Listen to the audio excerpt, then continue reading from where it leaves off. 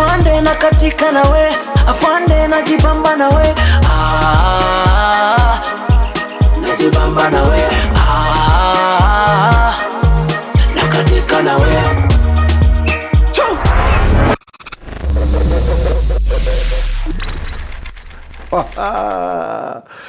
Kama sisi ni watu wa positive vibe, yani ujasiri, life tamu, life mzuri, life fiti. Welcome to Triple Genge Show maze hapa Triple P TV.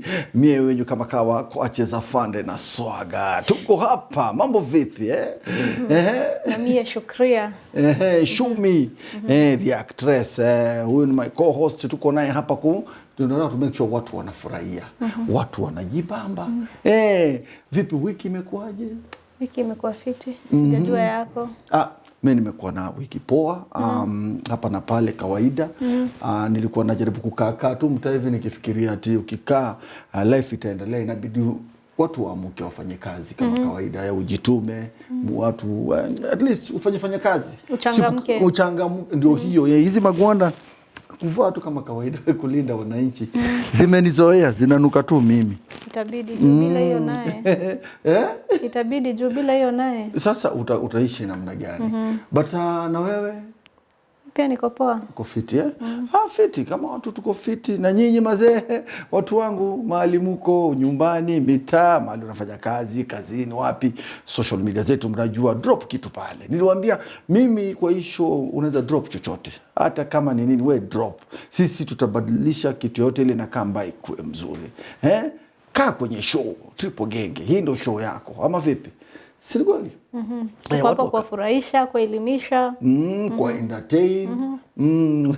Kuna mtu anaweza anasema ati nani Shukri anakaa mkali sana. Nakaa mkali lakini mimi si mkali. Lakini si mkali. Unajua wanataka wakiona mrembo wanacheza naye kidogo. Unajua kikutizi hivyo na pia unawarushia. Wakirusha unarusha. Narusha, wakirusha tunarusha. Kwa hivyo watu wangu, ketini tujienjoy show kwa hivyo, kwa sababu ni muziki tu, uhondo tu. Huyu ana uhondo. Wow, tena maze, welcome back to Triple Genge Show maze. Hapa tumetulia na umrembo hapa. Si unacheki luku inafurahisha.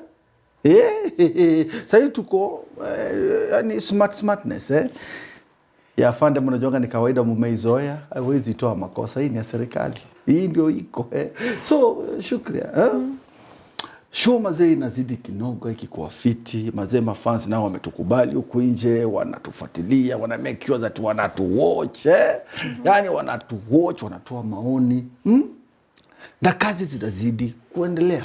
Otherwise wewe kivyako vile umejaribu kuangalia kwa mitaa na vile watu wanaishi, kuna kitu inaitwa stigmatization. Yani stigmatization, unaweza pronounce vizuri kwa sababu ni mzungu. Stigmatization. Tafadhali, hiyo ni geographical accident, uwezi ni correct. Mimi ni polisi, nikiharibu mnajua tu vizuri, show inaendelea. Vile tumesema namna hiyo, stigmatization. Yani kwa Kiswahili tunasema kuwa hii ni tabia ambayo watu mtu akiwa kuna issue fulani, maumbile fulani, watu wanaanza kumake fun. Yani wengine wanakubagua, wengine wanakuchukia, wengine wanaanza kukutusi, wengine hata body shaming. Hizo zote ni zina fall in the same, ndio. Sijui hizo vitu wewe uziona namna gani kwenye mitaa? Manake ni vitu zinafanyika sana kwa mitaa. Yeah, it's true, ni vitu zinafanyika na unakuta watu wanakuongelea na labda hiyo ni maumbile, si ati ulitaka. Pia ungetaka kuishi kama wengine, lakini sasa pia imekuwa ni maumbile. Unaongea ni kama pia haitakupata. My friend, itakupata, usiongelee mtu. Another thing is, hiyo stigmatization italoa again self esteem ya huyo mtu unaongelea. Awe mwanamume inamuua kabisa, ama mtoto. In whatever this person is doing, hayuko courageous enough kuifanya. Hata kama ni shule, na wewe ni mwanafunzi, utaogopa kwenda shule kwa sababu unakuta wanafunzi wana make fun of you. Yani wanafanya uogope hata shule. So hata kama ulikuwa mwerevu, imagine wewe sasa in that environment kama unaweza soma. So wanakufanya hata kama ulikuwa una perform, unaanza kudrop. Unaenda perform. kama kusema kweli nywele yangu inakuhusu nini? Mimi nywele sijaiumba, nywele yenyewe imekataa. Sasa hii kipara nikikuwa nayo tena inakuwa affect. Wachana na mimi ndo nasikia jua. Sijauliza mtu unikinge na nywele. Nywele yangu ni yangu. Acha kuongelea. Mtu anaanza kuongelea tena ati muone ati kipara yake ina shine. Alafu another thing, these people should learn to appreciate God's creature. As in they should learn to appreciate, because venye umeona huyo mtu akona hiyo condition ajajiumba ama pia anataka kukaa kama wewe. Just appreciate this person, achana naye. Sijui kama unanielewa. Ndio na meza kitu kwa koo. Kwa sababu kuna watu tu yani kitu kitambi yangu inakuhusu. Mimi kwa kitanda ni yangu nimenunua. Nyumba ile nalala ni yangu. Inakuhusu nini? Does it concern you in any way in your life? Why should you talk about my body? Exactly. Maumbile ya mtu wachana nayo. Kama una kazi appreciate these people. Wewe encourage kitambi yako, niambie boss, kitambi yako inazidi kunawiri vizuri, zidi kuipatia mafuta, and then we continue. Mimi mwenyewe ndio nataka. Kama nikwambie na polite way, what? Si tuende zoezi. Na usianze kuongea ukweli. Usianze kuongea ukweli, unaanza hata kutengeneza hizo maneno kwa choo. But anyway, good vibes my good people mazee.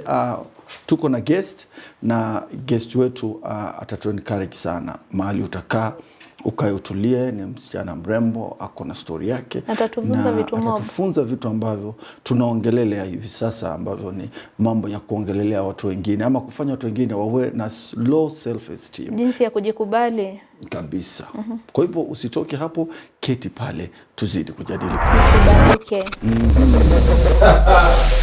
We are on set on Triple Genge. Hapa ndipo nyumbani kabisa.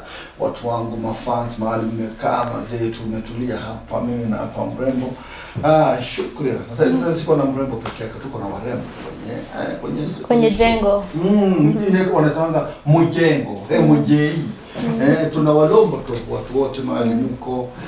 Ukisikia afande amesema na walombo tofu ni hivyo tu. Nyinyi ndio mlikuja na hiyo jina ya kulombo tofu. Tuna walombo tofu baki kwa niko nini?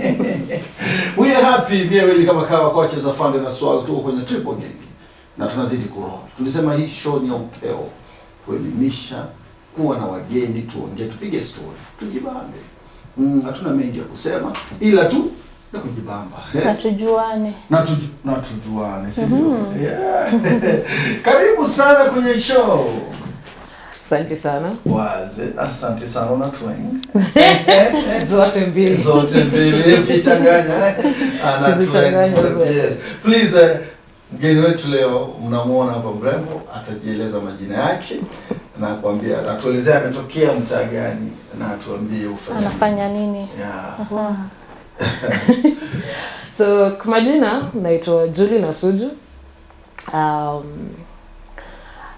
Mimi nataka kuanzia na Kenya niko nayo. Ndio najua swali kila mtu anakuanga nayo most of the time. Yes, akikuona kwa show. Akiniona kwa show. So jina langu ni Julie Nasuju. Mimi ni chairlady wa foundation inaitwa Royal Patches.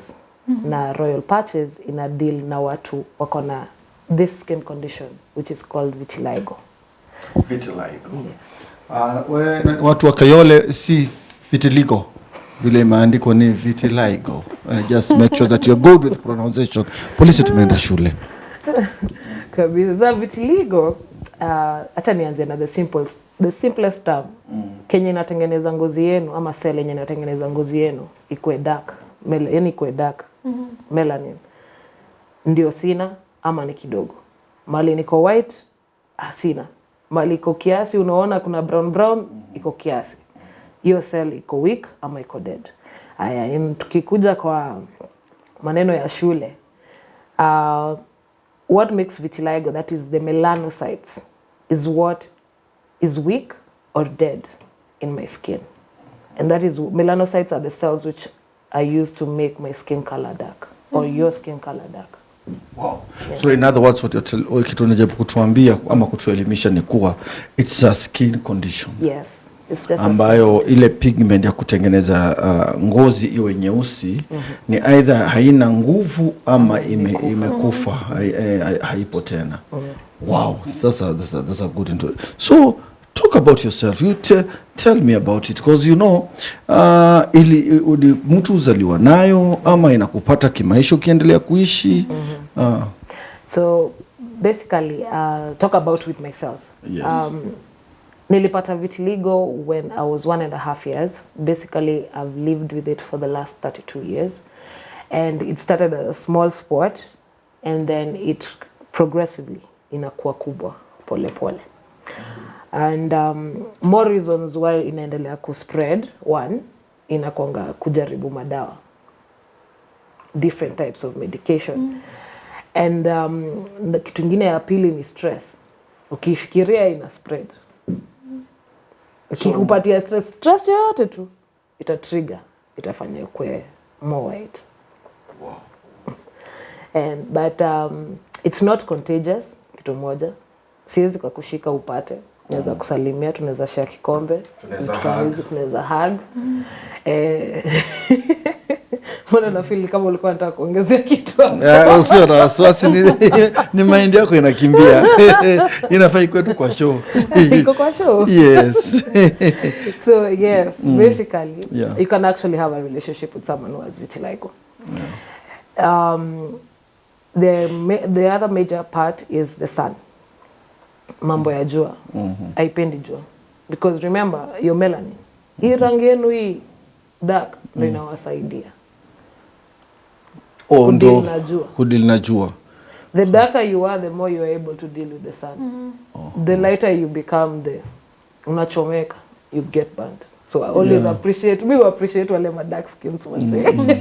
Unajua kama wana survive any situation. Shukria unajua ninamuona vile anatoroka ngajua. Unajua pia yeye ni mzungu, so nafikiria hiyo maneno. Yes, and a very intense question. Is it a family related? Is it inherited? About that, yeah. Since it's something that was declared as a disability like 3-4 years ago by the UN, hapo ndio inakujanga tashwishi kidogo, Yeah. kidogo, kwa sababu research is still being done. All I know I can tell you is it is at times 50-50. It is genetic, it is not genetic. Unaweza pata mtoto ako nayo na unaweza pata mtoto hana. Kuna mtu kwa familia yenu when you're the only one who has it and no one else has it. So you see there's a lot of conclusions that we have not gotten yet. Ni vitu zinafanya research bado. Yes, but so far I can tell you it is genetic, but it is a 50-50 chance. Mtoto wako anaweza pata ama anaweza kosa. Now be it kwa sababu ulijua ukiwa na, yani ilianza ku develop ukiwa na 2 years. 1.5 2 years. And sasa ukiwa na miaka 2, unajua wewe hiyo time when mtoto. Na unajua ukiwa mtoto ku manage stress and to understand nyakati ulianza kuona there is something that is happening onto your body that is so different from other kids that you're seeing around you. Stigmatization, how did you handle, and your challenge will you handle it? Because I know the intense. Yeah. So nashindango venye nitaanza kusema hii story. Basically, si mimi discover niko na vitiligo. Ni mamangu. Okay. No. At that age, she's the one who discovered it. Alikuwa anafikiria ni ma house girls wameniachanisha na ma napkins ama na diaper for a very long time, since mine started on the genital area and then progressed further. So yeye alinipeleka hosi, kadaribiwa madawa hii pale hivi. And in the beginning, kabla hata apate daktari mwenye amemdiagnose hii ni vitiligo, ilichukua long. So ulikuwa umepitia madawa tofauti hospitali different. Yes. Before at the final conclusion, after that's like 5 hospitals or so. Yes. And mi usema Dr. Bansili is the one who diagnosed me with vitiligo, na ndo alisemanga niko na vitiligo, and then from there journey ikaanza. Yeah. Madawa, trying each and everything so that my color can come back. To restore your skin. Yeah, to restore my color. And now, at that time, my mom was really stigmatized herself. Because stigma inaanzia na yeye. Remember, hana mtoto mwingine. Yes, hana mtoto mwingine ako na hii condition. Amepata mtoto ako na hii condition, everyone in the family is asking, mbona mtoto wako anakaa hivi? Ulifanya nini? Yani, kwani alirogwa? Ulikosea nani akarogwa? Nini? All these things came up. Yeah, attachment. And now these are the misbeliefs which are there with vitiligo. Yeah. So ulipata mamangu alikuwa ameanza kujitenganisha na most people of the family because she doesn't want these questions. Even when we go outside na nionekane anaulizwa mbona mtoto wako ako na alama ya white. Juu hizo ilikuwa kidogo but ilikuwa huko kwa macho, kwa lips kiasi na kwa masikio na zinaonekana. So for her she was like the first person who got stigmatized, and then my dad. And then later on is when I grew up, nikiwa around 6 years up or 7 years is when I started being curious. Because now nimeingia nikiwa nursery hakukuwa na hizo maswali. Sasa umeingia class 1. And this is where the questions begin. Mtoto anakuja na kuguza, wewe mbona unakaa hivi kwa vidole zangu? Umejipaka nini? Those questions start coming. Unapata nikaanza kuwa curious ni nini. So nikaanza kuuliza mom, hizi madawa unanipatianga mbona hazinisaidii? Instead naona zinaendelea kuongezeka. Nikiwa mtoto mdogo nilikuwa curious sana. So the good thing my mom taught me that this is how I am. This is how God created me, and I should accept myself and should love myself. And that I'm unique. Though at that time you're small. Auelewi nini unaambiwa. Yeah, because you've got questions zinakimbia kwa kichwa. Mbona asifanani na ule na watu hiyo wanauliza maswali. Yeah. So that stigma at that time was kinda a really hard thing. I found myself secluding myself from everyone else. Nilikuwa nimezoea kukaa peke yangu, alone. Kama ni break time niko nakula break peke yangu. Mkate hivyo peke yangu. Sikuwa na mabeshte nikiwa primary. I got to have friends later on. But that's how my primary life was. Yeah. And during that time nilipata mindo nilikuwa ule msichana anaonewa sana. Naona hizi pranks za shule, mara nimekea pin kwa kiti, mara nimesukumia kiti nimedunda chini, mimi ndo nilikuwa victim. Kwa sababu hakuna mtu ananiambia umepangiwa. Yeah. Wanakupangia tu vitu unafanya tu wacheke tu kwa class. Wafurahi. Na unajua ni watu pia hata wajue nini wanadu because they are saying like it's fun. Yeah. So about primary life I can't say it was easy, no. But it changed nikifika class 8. Hapo ndo I think nilichoka na kuwa bullied a lot. And so kulikuwa na this particular girl. Msichana mmoja alikuwa amenizoea, alikuwa anaitwa Ngomma, simsahau wingi hadi wa leo. Mariam tunakucheki. Lakini ulisamehewa. Nilimsamehe. Hata afande nilikusamehe. Nimeshakusamehe. Nilimsamehe lakini mimi naweza sema yeye ndo alinionyesha na nituko step up juu alikuwa daily anashinda akinichokoza, nikafika mahali nikamwambia wewe hii story inafaa kuisha. Unaona kuna nguvu kuniliko, tukaamua hiyo time kulikuwa na hizi mkadiclare war.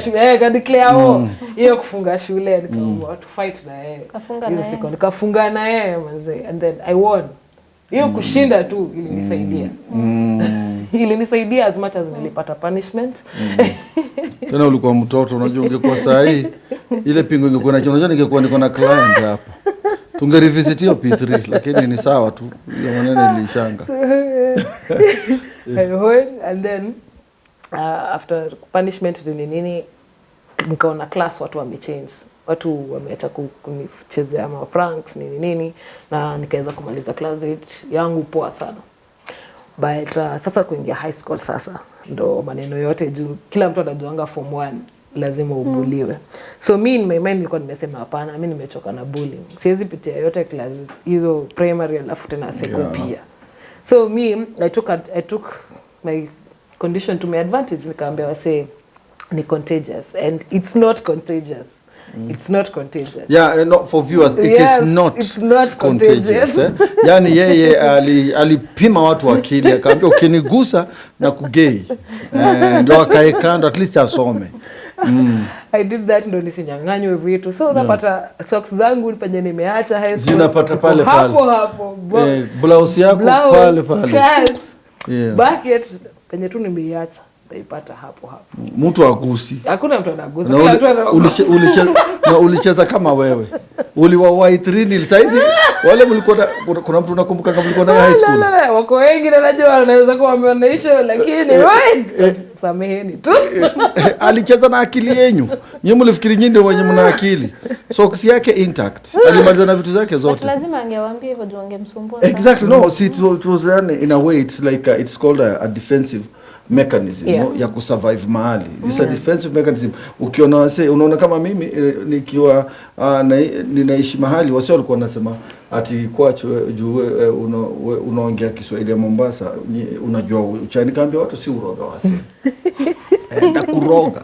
Na hakuna hata si urogi kwa wapi. So wase walikuwa tu wako in defensive mechanism.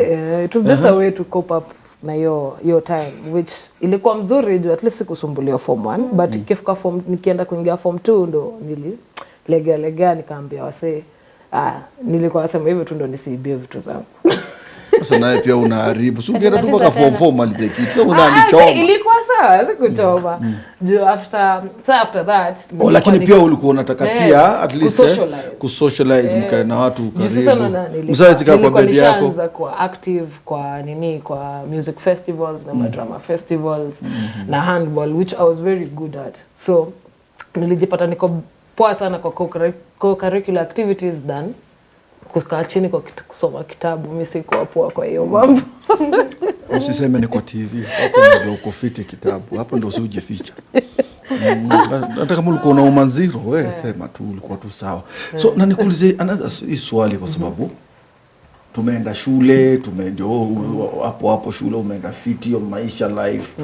Umejatak vile unaweza kusurvive. Wacha turudi kidogo nyuma. Hapo kwa apart from it to affect skin, in affect anywhere else? Psychologically, it affects the brain. Yeah. Kwa sababu ya stress na maswali ya kujiuliza. The stigma of people looking at you and how you're being treated by people, it affects you psychologically. Yes. Because I know social life. Mwenye aliniambia ni kama eyesight pia inasumbua. So sijui.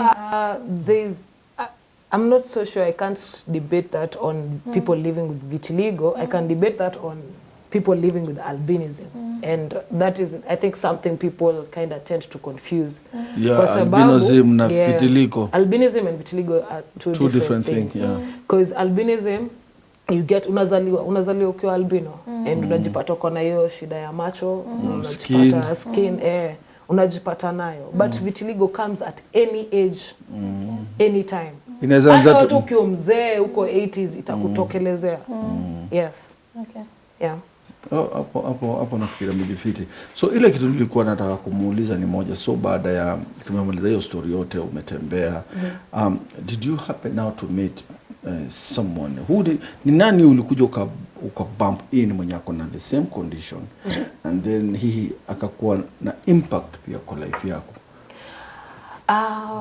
Naweza kuambia that came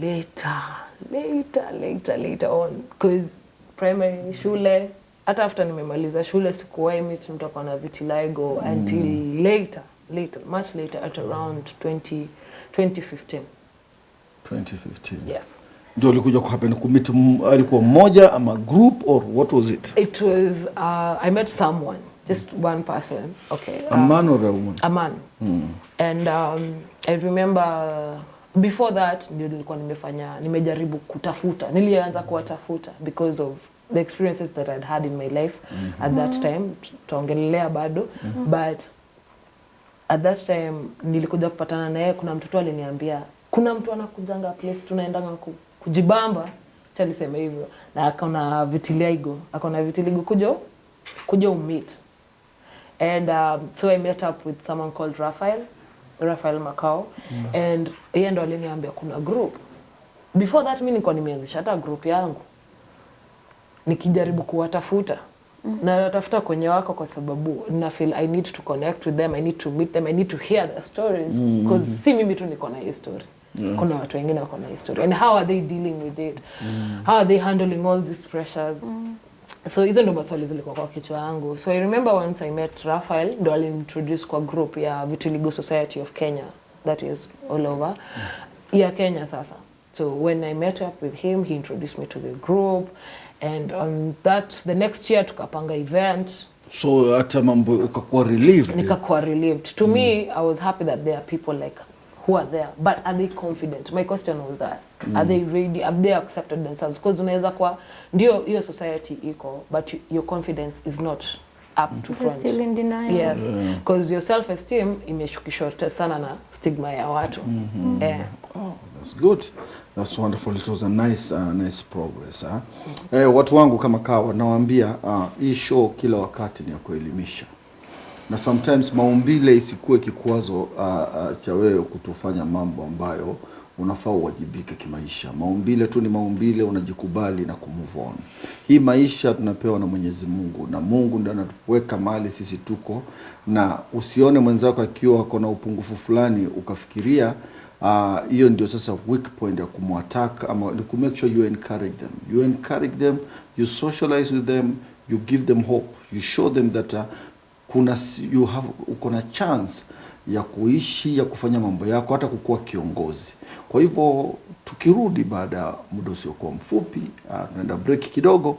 Tuko hapa na Julie na Suju. Julie na Suju. Nimeita vibaya?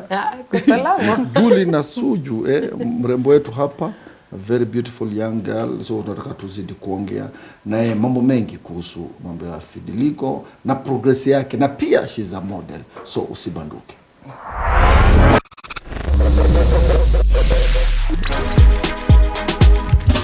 Afande na katika nawe, afande najibamba nawe,